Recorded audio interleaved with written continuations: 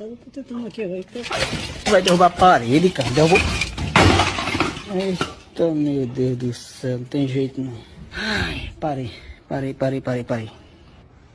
Mais um. Tu não aprende não, trabalhar não, carro. Agora vá, bata aí com a marreta. Carro, que foi isso, carro? Carro. Por que tu fosse pra quebrar pedra, bicho? Isso é uma marretinha de borracha, só uns toques, que carro? Meu. Não, desculpa aí. Não é pra botar amarradinho não, rapaz. Pronto, cara, agora deu uma batidinha na cabeça do tijolo aí, da bandinha. Uma batidinha. Ô, Carlos, bota nós em cima do tijolo. O que é nós? Nós é isso aqui. Isso aqui? Não, nós é isso aqui. Bota nós aqui do lado pra poder. Tem que ser aqui pra bater o prumo aqui, cara.